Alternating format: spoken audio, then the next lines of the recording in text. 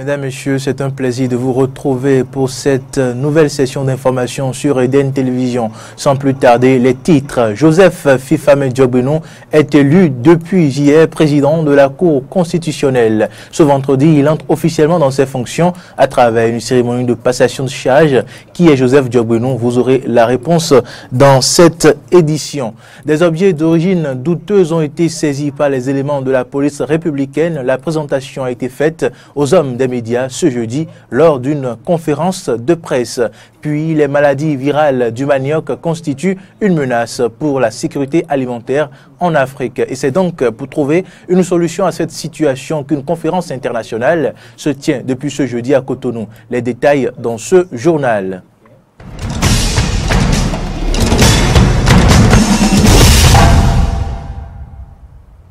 Bienvenue si vous venez de nous rejoindre. Joseph Fifame Diogbenou est depuis ce jeudi président de la Cour constitutionnelle. C'est à l'issue d'une élection entre les 7 nouveaux sages de la Cour. Joseph Fifame Diogbenou devient ainsi le plus jeune président de la Cour constitutionnelle depuis l'avènement du renouveau démocratique au Bénin. Qui est Joseph Fifame Diogbenou? La réponse dans ce portrait de l'homme dressé par Mori Agua. Né le 20 mars 1969 à Abomey, Joseph Diogbenou a effectué tout son cursus scolaire et universitaire au Bénin. Après sa maîtrise en droit, option droit des affaires et carrière judiciaire, obtenue à la faculté de droit à l'université d'Abomey-Calavi en 1996, il décroche son certificat d'aptitude à la profession d'avocat en 1997 comme major de sa promotion. Titulaire d'une thèse de doctorat d'État en droit en 2007 à la faculté de droit et des sciences politiques de l'université d'Abomey-Calavi, il obtient en 2009 une agrégation de droit privé et de sciences criminelles. Avocat inscrit au barreau du Bénin, Joseph Diogbenou a assumé de hautes fonctions à l'université d'Abomey-Calavi. D'abord directeur du master droit et institution judiciaire à l'école doctorale de la faculté de droit et de sciences politiques en 2012, puis directeur du master stratégie ingénierie juridique des entreprises à l'université de Parakou en 2014. Il devient cette même année chef du département de droit privé de la faculté de droit et de sciences politiques de l'université d'Abomey-Calavi. Au plan politique, Joseph Diogbenou a occupé de hautes fonctions, député à l'Assemblée nationale du Bénin, président de la commission des lois, de l'administration et des droits de l'homme de l'Assemblée nationale du Bénin. Il devient en 2016 garde des Sceaux, ministre de la Justice et de la Législation, poste qu'il occupa jusqu'à sa désignation par l'Assemblée nationale pour siéger à la Cour constitutionnelle. Après sa prestation de serment, le mercredi 6 juin 2018, il a été désigné par ses pairs président de la Cour constitutionnelle de la 6e mandature. À 49 ans, Joseph Diogbenou devient donc le plus jeune président de la Cour constitutionnelle depuis le renouveau démocratique. Cette ascension fulgurante sur tous les plans est le prix d'un travail assidu et de volontarisme avéré. L'homme a été constant et fidèle à ses idéaux. Notons que la passation de charge entre le nouveau président de la Cour constitutionnelle, Joseph Fifame Diogbenou, et l'ancien, le professeur Théodore Lo, a pris fin il y a quelques heures. Cette édition se poursuit. La police républicaine a animé son point de presse hebdomadaire ce jeudi. À l'occasion, les membres de la DGPR ont présenté aux professionnels des médias des objets qui font état de saisine. Il s'agit des ordinateurs, de faux médicaments, de faux billets de banque. Au cœur de ce point de presse, la question de la cybercriminalité au Bénin. Reportage Aristide Setti et Damien Pedro. La police républicaine a encore frappé dans 3 départements de notre pays la semaine écoulée. À Seto dans le département du Zou et à Kika dans le département du Borgou, des braquages ont été déjoués selon les dires du colonel Odel Louis Pascal, porte-parole de la police républicaine. Immobilisés par les hors-la-loi. Ils étaient au nombre de 3, armés de fusils de fabrication artisanale et de machettes. Ils étaient en opération quand, soudain, la patrouille de Seto a surgi. Ces malfrats ont été maîtrisés et mis hors d'état de nuire. Il y a eu 5 individus cagoulés, armés d'AKM, qui ont immobilisé un véhicule taxi. Alerté par le 166, promptement, la patrouille du commissariat de Kika est arrivée sur les lieux et les hors-la-loi ont été aussi maîtrisés. Au cours de ce deuxième point de presse hebdomadaire du 7 juin 2018, la direction départementale de la police républicaine de l'Atlantique, ayant à sa tête le chef d'escadron, Kwika Jean-Claude, a fait cas de la saisie de 785 000 de francs CFA en coupure de faux billets de 10 000 et de 5 000 à Wegbo.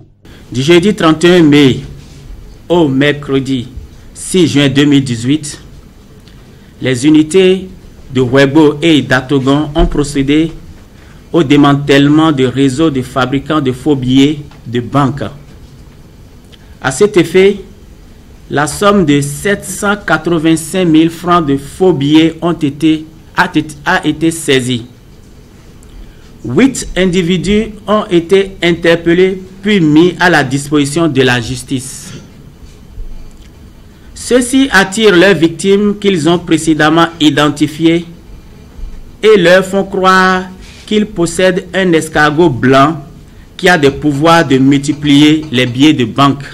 Dans les commissariats d'Ekpe du 5e arrondissement de Porto Novo et de Akro-Missirité, plusieurs portables Android, ordinateurs portatifs contenant des données compromettantes ont été saisis et des jeunes cybercriminels en garde à vue. Les opérations qui ont été donc menées dans l'OME par certaines unités telles que Ekpe, le 5e arrondissement de Porto Novo et le commissariat de l'arrondissement d'Akro-Missirité ont permis d'interpeller 25 cybercriminels et 25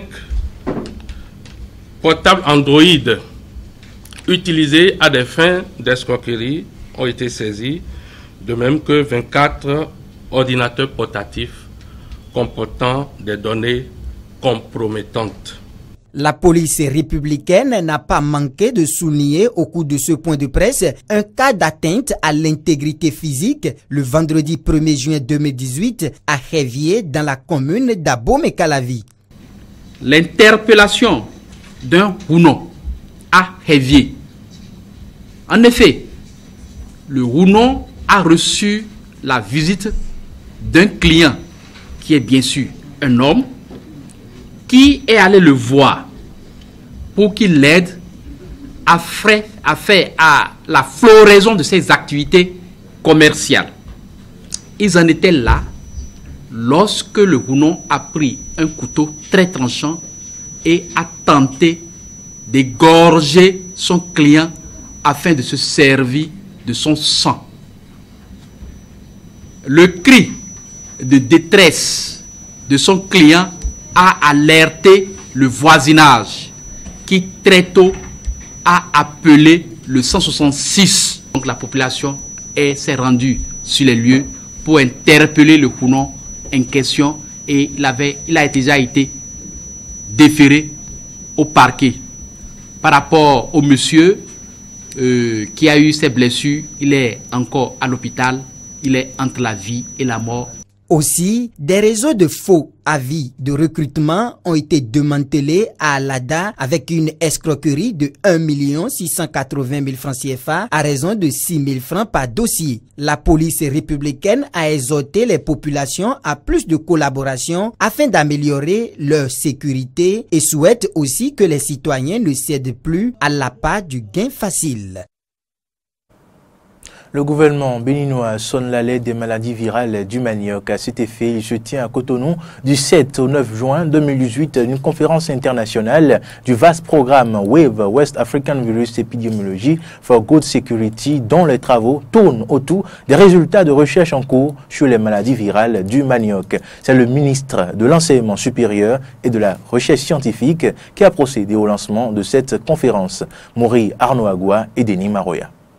Le manioc est menacé par des maladies virales au nombre desquelles la maladie mosaïque africaine et la striure brune du manioc.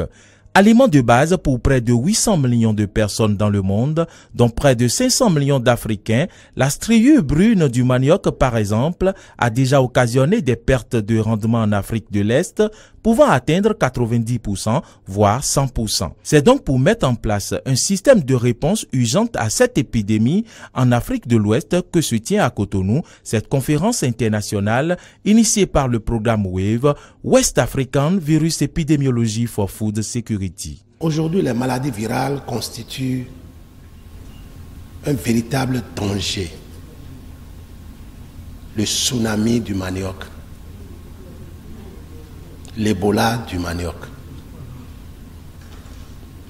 Si on peut faire les comparaisons du genre, on comprend tout de suite pourquoi nous sommes là. Le ministre de l'Agriculture, de l'Élevage et de la Pêche précise. Ce qui a toujours manqué aux décideurs africains, c'est l'anticipation. Maintenant, nous sommes conscients que c'est là. On fait quoi et comment pour lui parer la route? Et s'il y a survenu, quelle alerte nous lançons? Si nous constatons que c'est là, quelle est notre capacité de riposte? En provenance du Gabon, du Burkina Faso, de la Côte d'Ivoire, dont le roi de Grand-Bassam, du Togo, du Nigeria, du Gabon, les participants à cette conférence de Cotonou sont pour la plupart des chercheurs de haut rang. Peter Justin, directeur exécutif du programme WAVE. Les données montrent que le virus est en train d'avancer. Il est vraiment en train d'avancer vers l'Afrique de l'Ouest. Et il faut faire quelque chose. Regardez ici, ça ce sont des données de WAVE au Nigeria. Ce virus avance selon la FAO. Vous voyez, il est déjà en Afrique centrale et nos données aussi le disent. Vous voyez comment il s'est propagé rapidement depuis 1930 à 2009. Et en 2020, au moment de l'émergence, est-ce que nous serons prêts si ce virus arrive?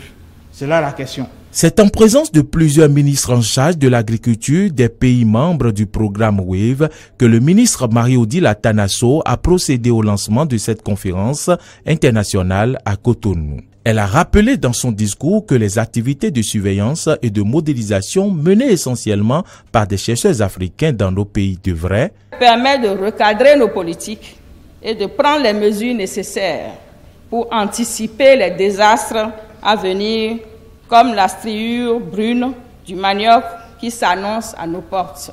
Il est important que dans un élan de solidarité et de complémentarité, nous prenions toute la mesure du danger.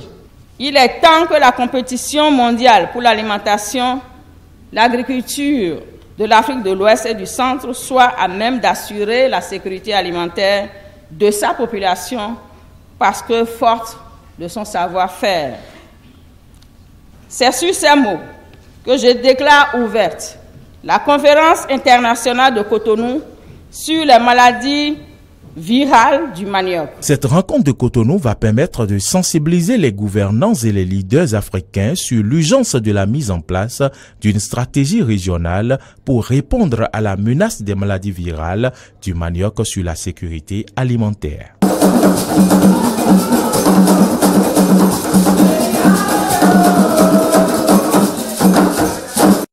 Prenons à présent la direction de la commune de Sakété où les coopérateurs de Lucar, Grand Agonvi, parlent désormais d'une même voix. Ils sont donc décidés à œuvrer pour le développement du pays. Ce mercredi, ils se sont rassemblés à Ipinlay dans le département du Plateau pour célébrer leur union. Reportage.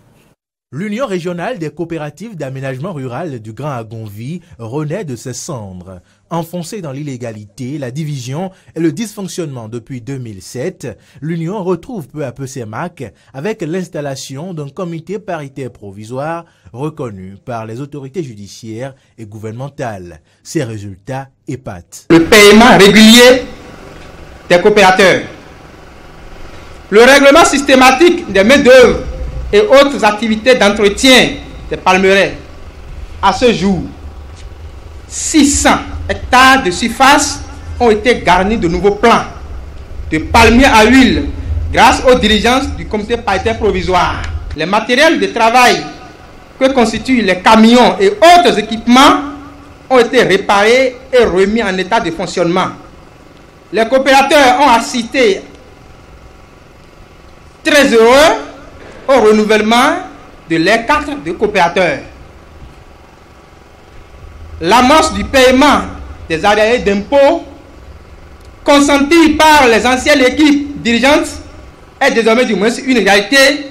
De plus, alors que le record de livraison en tonnes de régime de palmeraie par l'URCAR depuis 2012 s'élève à 7214, ces chiffres ont plus que doublé en 2017. Il a fallu l'élection du président Guillaume Patrice Athanase Talon en 2016 et la mise en place des comités paritaires par ces hommes de terrain, par les hommes de terrain du président, pour qu'en 2017, le total de tonnage livré à Koda soit de 17 599 tonnes. Un record qui a engendré pour les coopératives plus de 738 millions de francs CFA. Une somme qui a réellement été reçue par les coopératives d'aménagement rural, contrairement à ce qui se passait où les fonds seraient distraits. La rupture a sifflé la fin de l'anarchie et de l'injustice. C'est tout à l'honneur du chef de l'État, le président Patrice Talon. Il est le refuge du pauvre paysan coopérateur de l'URCAR.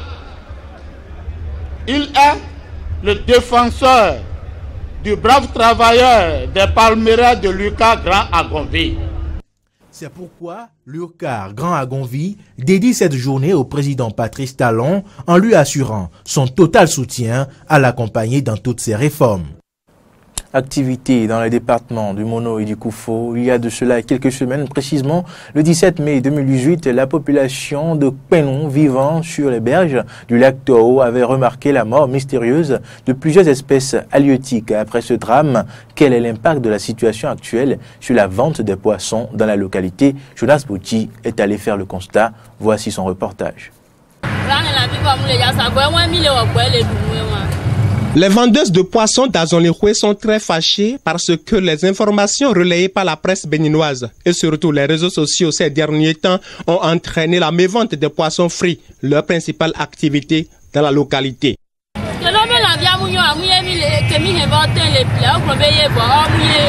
Elles reconnaissent certes le drame survenu sur le lac Toho, mais selon elles, les choses ne se sont pas passées telles que ventilées sur les réseaux sociaux. Les gens ont raconté que ce sont les poissons morts que nous vendons. Les clients qui achetaient chez nous ne s'arrêtent plus du tout.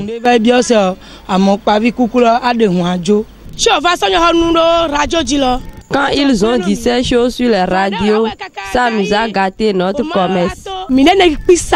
Au dire de ces femmes, les poissons morts sont déjà calcinés et la substance qui aurait tué ces poissons ne s'est pas répandue dans toutes les eaux de la localité. Les poissons morts ont été ramassés et brûlés. La substance en question n'a pas contaminé les eaux de notre côté. Ces poissons que je suis en train de frire, je les ai payés vivants ce matin au bord du lac. Si c'est les poissons, quelque chose de poisonné, on n'aurait pas trouvé des poissons vivants dedans. Tous ces poissons sont déjà morts. Aucun poisson n'est plus vivant. Or, si c'était notre eau, on n'aurait plus trouvé des poissons vivants dedans. Mais on continue toujours à aller à la pêche, on trouve des poissons dedans. Mais est-ce que la présence des poissons vivants certifie l'absence totale de la substance nocive dans les eaux de ce lac? Seuls les experts pourraient le certifier. Mais qu'en est-il de l'interdiction de la fréquentation du lac par les pêcheurs? Oui, on entendait à la radio, les gens sont en train de dire d'arrêter de vendre des poissons là, que les gens vont analyser d'abord avant que nous commencions par manger. Mais depuis que ils sont venus là, on n'est pas encore rien entendu par rapport à ça. Donc, personne n'est pas pris par ici. Vu l'importance du lac Toho dans la vie socio-économique des populations d'Azonlihoué, il urge que les autorités en charge de la pêche au Bénin leur précisent désormais l'attitude qu'il convient d'adopter au lendemain de ce drame. L'artiste béninois Darweh Doto, roi du rythme gogoron, n'est plus. Jonas Bochi s'est rendu à son domicile à Azoveya, à son village natal, Takpachiwome, dans l'arrondissement de Godo. Voici son compte rendu. Même ce mardi 5 juin 2018, des gens continuent d'affluer vers le domicile de Darweh Doto à Azové pour s'enquérir des nouvelles de l'artiste. Entre les rumeurs annonçant son décès et les démentis de certains membres de sa famille, que faudra-t-il retenir? À cette question, voici la réponse d'un de ses frères resté à son chevet à l'hôpital. Depuis 6 jours ou 7 jours passés, il était tombé malade. On l'a accompagné jusqu'à Lomé, l'hôpital de Lomé. Après la consultation, nous avons vu que la tension est trop partie. Ça se déclenchait jusqu'au nerf de la tête là. Comme ça, les docteurs nous ont dit qu'il ne veut pas encore survivre. Qu'il doit nous laisser. Effectivement, il nous a laissé. Aujourd'hui, son corps se retrouve à la morgue de Lokossa. C'est donc désormais officiel. Darweh Doto n'est plus. L'artiste s'en est allé après quelques jours de coma suite à une crise. Dans son domicile à Azové, l'une de ses épouses inconsolables est entourée des proches de la famille au regard plein de regrets. Parmi eux, on note la présence du président des artistes du Kofo, Alevi, et les frères Gbadé. Encore sous le choc, Gbadé Clément de Macro Musica nous conte ses derniers moments avec Darweh Doto. On sait que nous tous, nous avons 2 jours, 2 grands jours. Le jour de la naissance et le jour du décès. Mais tout le monde sait qu'un jour il va mourir. Mais pour Darweh, c'est une surprise. Le week-end surpassé, nous étions en spectacle dans différents lieux. Le lundi matin, j'ai pris part à la devanture de la maison de Darweh Doto. Il était avec son frère Adjiro et quelques membres de son groupe. Je me suis arrêté. Fortuitement, nous avons passé plus d'1 heure à causer. On a parlé de notre association, on a parlé aussi du moment, on a discuté de tout et de rien. C'est comme s'il m'appelait pour dire viens, je vais te dire au revoir. Puisque après notre conversation, c'est fini. Dans le village natal de l'artiste, à Takpachiwome, une localité de l'arrondissement de Godohou, l'affluence n'est pas des moindres. Et le mois est encore plus vif. Autour de la mère de Darweh Doto, les regards lugubres des femmes du village attisent davantage la tristesse de la pauvre dame. Le père, beaucoup plus âgé, aurait voulu dévancer son fils dans l'au-delà. Mais hélas, le sort en a décidé autrement. Toujours présent aux côtés de Darweh Doto sur les podiums et dans les clips, Djiro Doto, le frère de l'artiste, nous fredonne un des morceaux prémonitoires de Darweh Doto et lance un appel à la population. Nyenya ope anyi violide ewa ndedo harogo enye inu mo ewanua ewa ndeba enye umanyi violena yamea ewa ndeba nyekoro Darweh zan fofonye. Je suis toujours resté avec mon frère Darweh Doto et la manière dont il m'a quitté m'attriste. Je demande à la population de rester à nos côtés pour les obsèques. Wa no kodon le miawa Darweh ndo o plein le pedon. À propos des obsèques de Darweh Doto, rien n'est encore décidé par la famille. C'est tout pour cette édition. Merci de nous préférer. À bientôt.